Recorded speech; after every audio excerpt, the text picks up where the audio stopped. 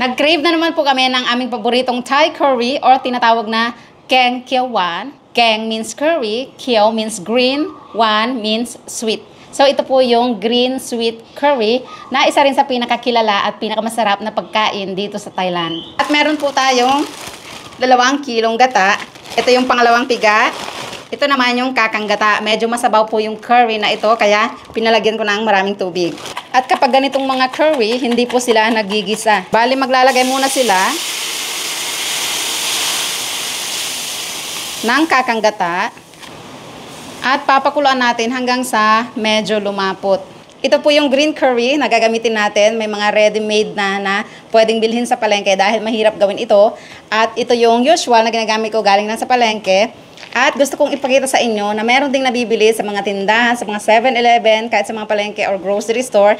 At kung gusto nyo subukan yung ganitong luto, pwede kayong bumili. Kung nasaan man kayo, I'm sure meron po nito sa mga Asian store or Thai store. Kompleto po yan. Medyo malapot-lapot na. Kaya maglalagay na tayo ng green curry paste. Tansyahin ko lang muna, baka sobrang anghang. Tsaka natin dagdagan nung galing sa store. So, medyo magkaiba po sila ng kulay. Haluin natin.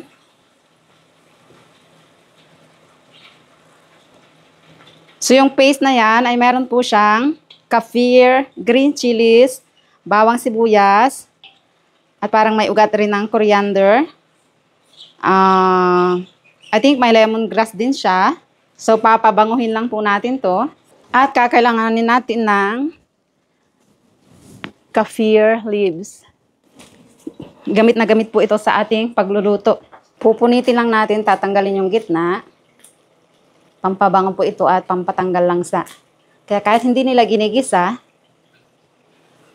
ang kanilang mga niluluto, kumpleto sa pampabango. Kaya nagmamantika na po siya. At kapag green curry, manok po ang inilalagay at saka itong hardened chicken blood. At kapag naman mga lola o sa mga bahay-bahay lang, yung mga nagluluto ay nilalagyan po nila ng paa. Favorite natin yan at masustansya kaya lalagyan natin. Unahin natin ang mga Adidas. Haluin natin. Ang bango mga kaumami. Yung dugo, ilalagay po natin kapag may sabaw na kasi madudurog po yan pag isinangkot siya. Kumapit na yung bango ng curry paste sa ating karne. Ito na ay patis, pampalasa. Dahil sweet po ang curry na ito, lalagyan natin itong coconut sugar. Ganyan po siya.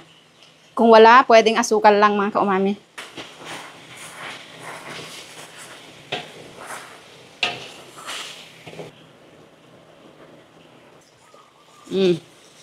Feeling ko hindi natin mauubos lahat to. Tansyahin ko na lang. At habang pinapakuluan natin at pinapalambot, ilalagay na rin natin ang dugo para kumapit din yung lasa ng curry sa loob ng dugo dahil nga malaking tipak siya.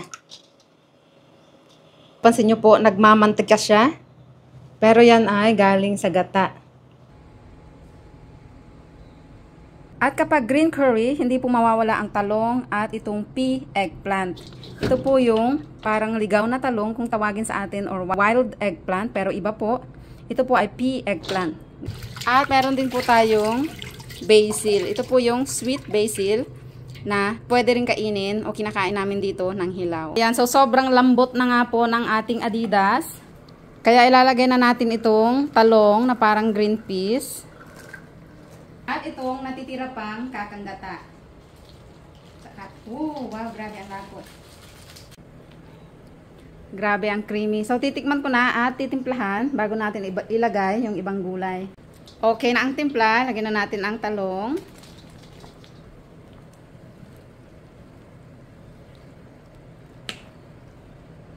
Ilagay na ang basil. Konting halo na lang. Patayin na ang apoy at luto na. At bukod po sa rice, kinakain din po ang green curry na ito with this kind of noodle. Ang tawag po dito ay kanumchin. So, ayan. Tikman natin. Ang bango.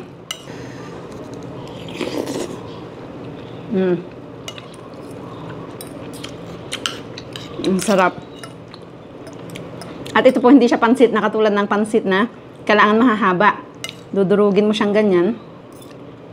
Rice noodle po ito. Kaya para na rin tayong, kaya mabigat po siya parang kanin.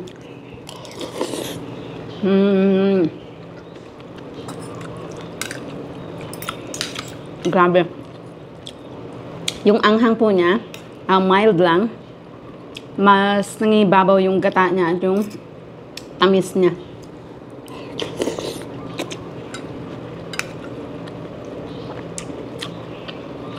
Tignan natin kung gaano kalambot ang ating Adidas. Grabe. Ang sarap.